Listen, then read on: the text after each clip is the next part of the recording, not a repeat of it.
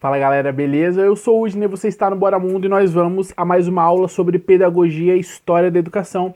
E a gente está chegando num momento muito importante, porque a gente viu aulas muito bacanas sobre a ideia de educação na antiguidade, certo?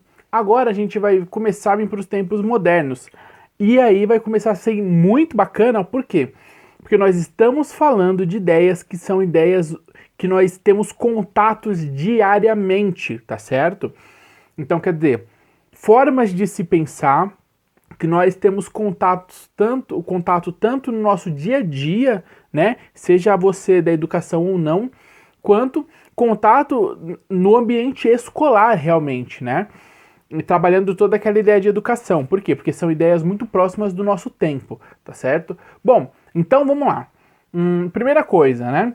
O que a gente vai começar a trabalhar agora? A gente vai começar a trabalhar aí, então, a pedagogia realista, tá? E esse primeiro vídeo é para contextualizar, eu não vou me aprofundar em nada. Sabe por quê? Porque vai ser que nem no começo, na primeira parte dos vídeos, que são 8 vídeos, eu contextualizo, depois eu vou fazer um vídeo para cada ideia, tá? Para cada pensador e sua contribuição para a educação. Por quê? Porque são muitos detalhes, é legal vocês terem mais, né, conseguir anotar de uma forma certinha. Então eu vou tirar um vídeo para cada pensador, certo? Então aqui eu vou dar uma contextualização, eu espero que você curta e ela vai ser muito importante, tá? Bom, vamos lá. Nós temos essa pedagogia realista, né, que nós vamos trabalhar, e essa pedagogia realista é uma pedagogia que vem para suprir uma necessidade de lidar com os fatos reais, com as coisas reais, com a dinâmica de transformação do mundo. Ela vem responder às questões práticas do mundo, né? Ela vai deixando uma dialética de lado, ela vai deixando uma metafísica de lado e ela vai se tornando mais prática, tá? A gente vai ver isso em cada bloco de ideia, tá certo? Vocês viram, e se você não assistiu, é fundamental que você assista as aulas que eu fiz anteriores sobre aula na Grécia Antiga, aula na Roma Antiga, e uma muito boa, que é anterior, que é a educação na Idade Média, tá? Bom, o que acontece? A gente percebe que lá, só para fazer um link aqui, tá bom? A gente percebe que lá, o último momento que nós falamos de educação, a educação tinha características do quê? Religiosas, certo? Tinha características extremamente religiosas de forma geral. Então o que acontece? Sai dessa forma religiosa, porque agora nós vamos acaba a época medieval, tá certo? Isso vai acabar mais ou menos em 1400 aí para 1500, e começa o iluminismo, que é a época das luzes, é o período das luzes, tá certo? Por que período das luzes, né? Que eu tô fazendo isso aqui porque sabe quando fica o pelinho daqui? Então, é isso. Voltando. O período das luzes. Esse período das luzes foi o momento da razão. A história se livra da igreja, tá? Dos laços da igreja, dos dogmas, e agora começa a correr entre a cultura uma espécie de ideia de pensamento livre, tá? Então, não é todo mundo que precisa só cultuar aquele tipo de religião. Você pode escolher, inclusive, né? Você pode escolher no que você vai acreditar. Você não precisa passar por uma opressão. Você não precisa ser obrigado a votar de determinada forma ou a aceitar determinada liderança. Essas ideias começam a disseminar de uma forma muito grande. Por quê? Começa a vir um período da razão, um período onde aquilo que você pensa, aquilo que você acha e aquilo que você entende conta, certo? Você não é mais preso em uma estrutura da história que estava te cercando, né, de certa forma, vamos colocar assim, te aprisionando, né? Então, nesse momento vai surgir, na ideia da razão, no iluminismo de 1500 para frente, pessoas que vão pensar diferente, que vão pensar de uma forma mais livre. E essa forma mais livre vai afetar exclusivamente não, vai afetar muito a educação, a forma em que nós pensamos a educação, a forma em que eles também pensavam a educação, né? Então vai ser muito bacana a gente ver essa estrutura, tá? Bom, antes de começar as pontuações, eu vou deixar link de 2 livros importantes, um sobre pedagogia, o outro sobre filosofia, tá certo? Filosofia da educação, que vão te ajudar muito, com muita informação bacana, compactada, em sequência, em ordem, em livros maravilhosos que tem na Amazon. Então, se você for comprar produtos na Amazon, livros na Amazon, você pode ajudar o canal comprando aqui pelo meu link. Clica no link aqui do canal, tá aqui na descrição, compra seus produtos lá. E tem 2 links de 2 produtos sensacionais. Tá com uma promoção bacaninha, entra lá e procura um de pedagogia e o outro de filosofia da educação. Não vou dar mais detalhes porque você entra lá e lá tem todos os detalhes. Quantidade de capa, nome, preço, tem tudo lá, tá certo? Clique e dá uma olhadinha lá. Eu acho que tende a te ajudar muito, tá certo? Bom, então vamos lá, galera. É o seguinte, tá? O que nós temos então, né? Nós temos esse processo da época medieval, se desligando, tá certo? Do sistema da igreja, do sistema religioso. E nós vamos ter algumas questões que vão trazer uma necessidade de mudança da educação, certo? Como, por exemplo, a industrialização. No momento da industrialização, do primeiro momento da industrialização, né, da produção em massa, a gente vai ter o surgimento de uma necessidade que como começa a industrialização, começa a se usar aquele desenvolvimento tecnológico, né? Era uma tecnologia um tanto quanto restrita, mas começou-se a desenvolver. Você precisa nesse momento do quê? De pessoas capazes para manipular e lidar e trabalhar com essa nova evolução. Aquele monte de servos e gente que trabalhava na roça e no campo na época medieval não servia para isso. Você tinha que educar a sociedade agora. Agora a sociedade precisava do quê? Do ensino mais técnico, né? De bases essenciais da educação, física, química, matemática, certo? Para quê? Para trabalhar com maquinário, com química, desenvolvimento de produção em larga escala, quer dizer, a tecnologia mexendo no sistema de produção e a própria tecnologia vai se desenvolvendo, vai crescendo, vai aumentando, vai melhorando. E você precisa agora de pessoas capazes. E você então surge a necessidade de fazer o quê? Qualificar a sociedade, né? Qualificar, formar pessoas que futuramente vão estar preparadas e aptas para lidar com isso, tá certo? Então você não tinha toda essa visão de escola técnica. Agora isso vai aparecer, tá entendido? Então esse é um pouquinho dos motivos do porquê que vai aparecer tantas formas diferentes e tantas contribuições para o modo de se pensar a educação, certo? Bom, vamos lá então para aquele resuminho introdutório para você entender aqui, tá? A gente vai ter aí como o primeiro que vai, expositor, que vai abordar essa pedagogia da realidade, né? Realista, pedagogia realista, que é o João Amós, deixa eu ver, Comênio, tá certo? Vocês vão ver que ele vem bem no finalzinho da Idade Média, ali no começo da Renascença, certo? No Iluminismo, lá em 1592, ele nasce e vem a falecer em 1670. Então ele está entre 500 e 600, certo? Nesse período. Ele, inclusive, vai ser o próximo vídeo, vai ser sobre o posicionamento dele. O vídeo vai ser só sobre ele, com vários detalhes, certo? O próximo que vai vir na onda dessa ideia, né? De que ideia? Essa ideia de que se precisa responder essas necessidades imediatamente, de uma forma mais realista, mais prática. Um que vai vir seguindo essas ideias e vai contribuir para elas é o John Locke. Eu até tenho um livro do John Locke, não vou pegar. Na verdade, eu ia pegar o livro de todos os autores que tem aqui na lista, porque eu tenho a maioria deles, mas não preciso mostrar, né? Mas beleza. O John Locke, ele é um cara que ele vai contribuir e muito para essa ideia expandir mais o seu alcance na sociedade. Por quê? Um dos pontos principais do John Locke é que ele vem com as suas ideias enriquecendo os direitos sociais, certo?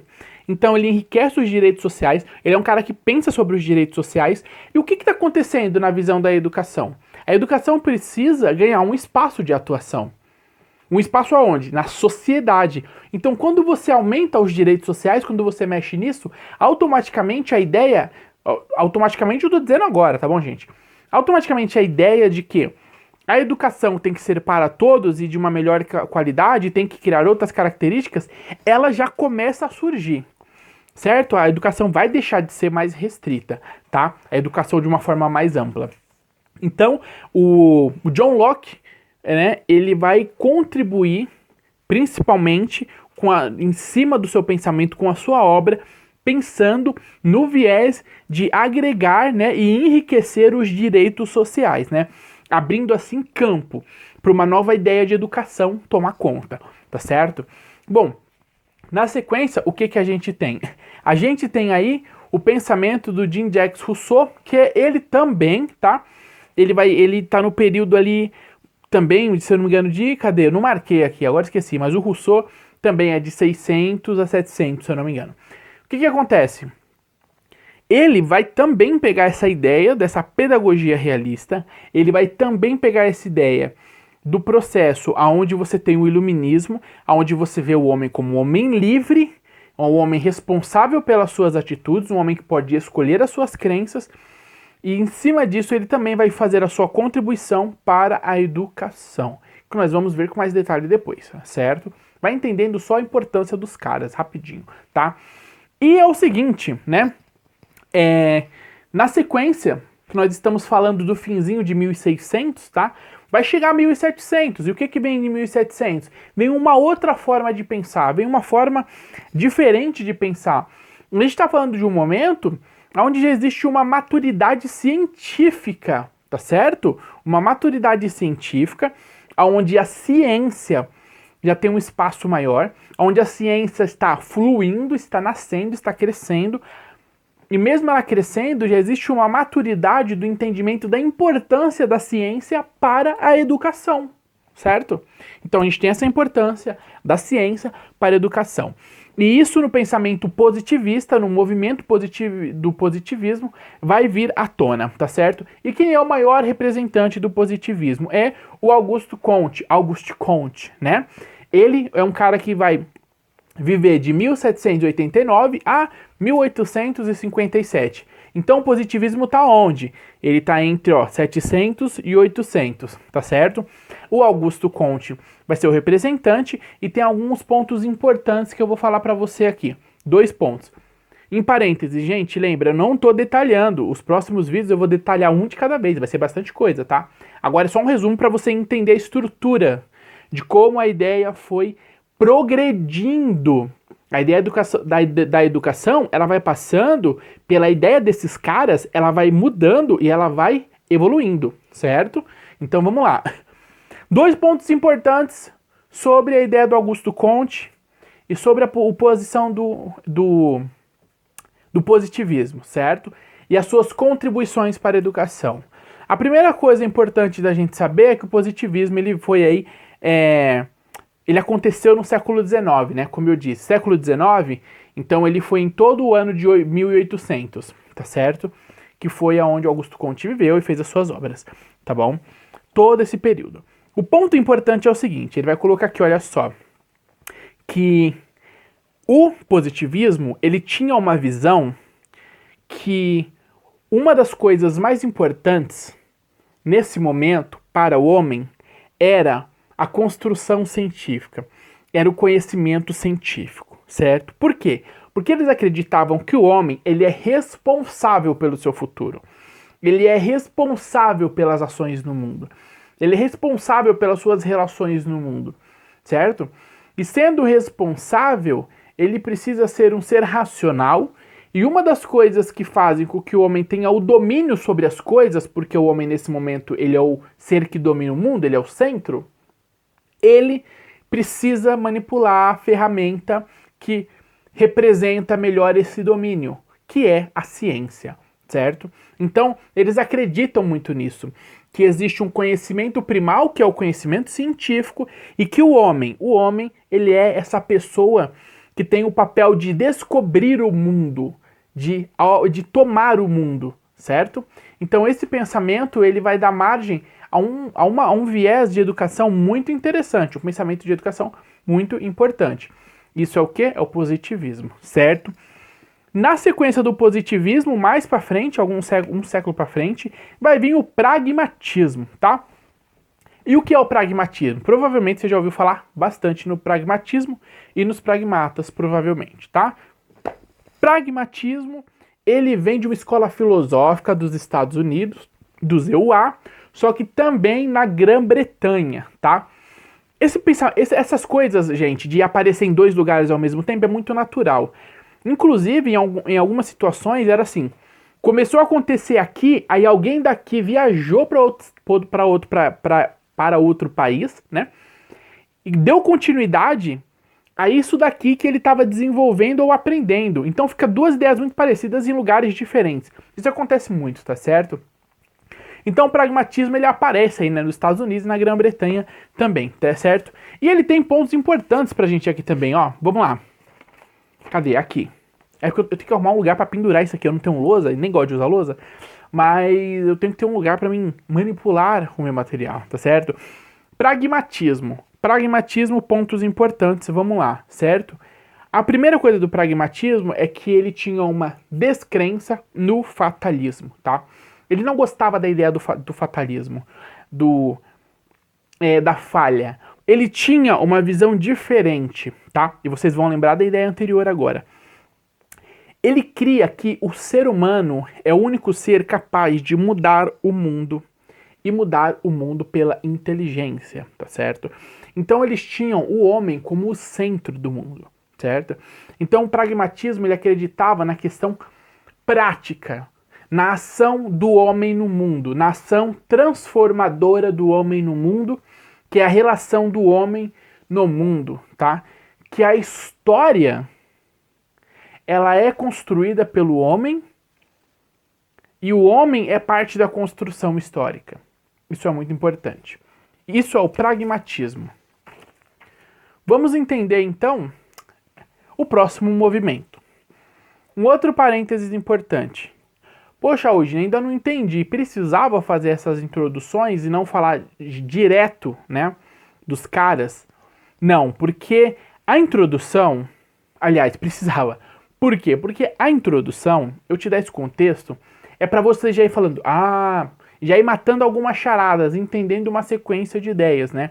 Que nem agora, eu tô te dando uma sequência de ideias, né? Um fulano pensava assim, o próximo pensa de uma forma um pouco diferente, mas ele pegou um pouco do cara que pensou lá atrás, entendeu? Pegou um pouco e desenvolveu a ideia e ao mesmo tempo a sociedade vai mudando. Pode ver, as primeiras ideias, lá em 1500, 1600, a ciência não estava tão aparente.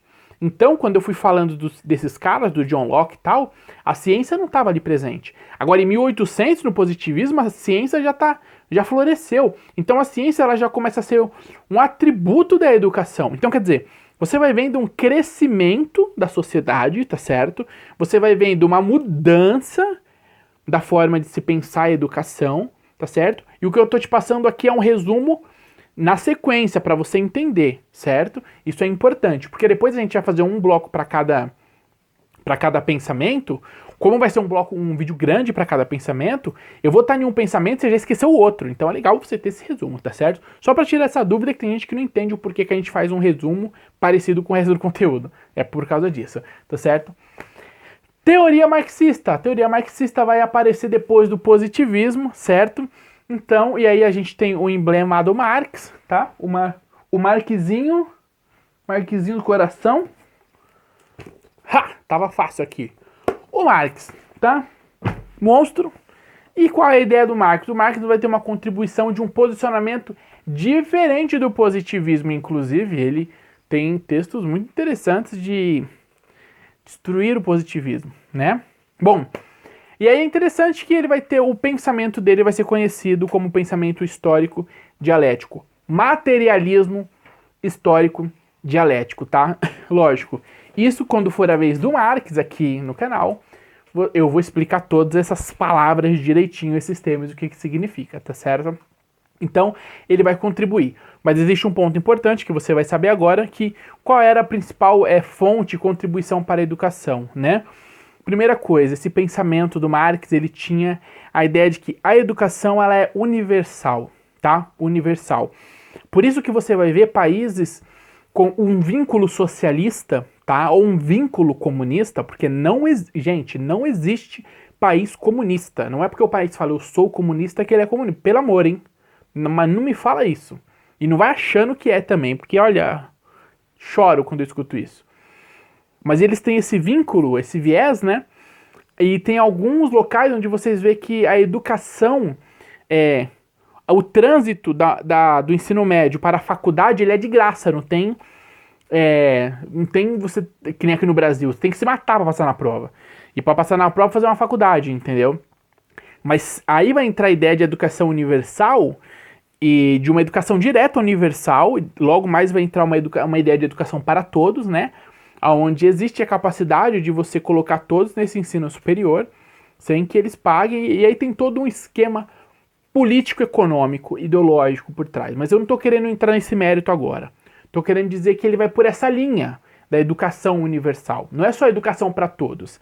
É uma educação que tem que ser possível para todos, certo? E a gente vai ver isso. E também a questão da educação ser politécnica. A gente vai ver isso também de uma educação plural, tá? E isso faz parte do pensamento socialista, tá certo? Na sequência do Marx, que está entre 800 aí, certo? Entre 700 e 800, né? A gente vai ter o último, certo? Última forma de pensamento que vai contribuir para a educação de uma forma muito forte, muito concreta, que é construtivismo, certo? A ideia construtivista, tá certo? Então vamos lá. Essa ideia tem alguns aspectos muito interessantes e eles são muito próximos da gente, inclusive, acredito eu que é o mais próximo que nós temos de como nós pensamos em educação hoje, tá certo? Bom, vamos lá. A ideia deles é o seguinte: primeiro, eles eram contra a ideia da natureza humana universal estática. O que é isso, né? Pensar que o homem, ele sempre vai ser daquele jeito, tá certo? Que a forma do homem sempre vai ser daquele jeito, tá? E por mais que a história ande, o homem não vai mudar muita coisa, tá certo? Eles são contra esse pensamento. E a ideia deles vem de Marx, tá? Já vem caminhando ali atrás de Marx, que, entendeu? Vai desabrochando um pouco antes deles, né? O construtivismo, tá bom? Outro ponto interessante que a gente vai ver da construção dessa ideia é o seguinte: o homem se faz pela interação social. Nesse momento, vai surgir a ideia que o homem é um ser sócio-histórico, tá? O que é isso? Ele é um homem que ele é um ser social, ele vive na sociedade, tá certo? E ele é histórico. Ele produz história e ele faz parte da história, né? O que isso significa no pensamento construtivista? Que o homem, ele não é estático, o homem, ele não tem uma natureza universal. O homem, ele é o produto da sociedade, do meio em que ele vive. Então, quando a sociedade muda, o homem muda também, né? Se nós tínhamos um tipo de pensamento, um tipo de vassalagem, um tipo de situação governamental, de sentimento religioso na Idade Média, agora é diferente. É um tanto diferente porque a nossa sociedade é diferente. Daqui 100 anos, 200 anos, vai mudar e eles vão estar pensando diferente. Por exemplo, o debate sobre a sexualidade não foi tão forte na história quanto está sendo hoje. Porque não era uma questão tão grande. Teve momentos em que foi uma questão, apareceu, e o que você vai vendo? A sociedade, ela vai trabalhando uma série de situações e cada momento é diferente do outro. Se um momento tinha ciência para falar sobre religião hoje e desvendar muitas coisas sobre misticismo e tudo mais, teve uma época que não tinha ciência. E o misticismo tinha uma característica, hoje ele tem outra, né? Então, quer dizer, o mundo, ele vai mudando a sua forma, e o homem muda junto com o mundo, e o homem muda o mundo. Então, o homem, ele é um produto do meio em que vive, e ele muda esse meio em que ele vive. Então, esses dois estão em constante transformação, certo? Ele não é estático, tá? E o homem é esse cara que vai produzir e vai fazer parte das mudanças na estrutura social, certo? Bom, esse foi a contextualização, para você entender do que nós estamos tratando aqui. Vamos lá? Estamos tratando do quê? Da história, olha só, a história vai mudando, tá?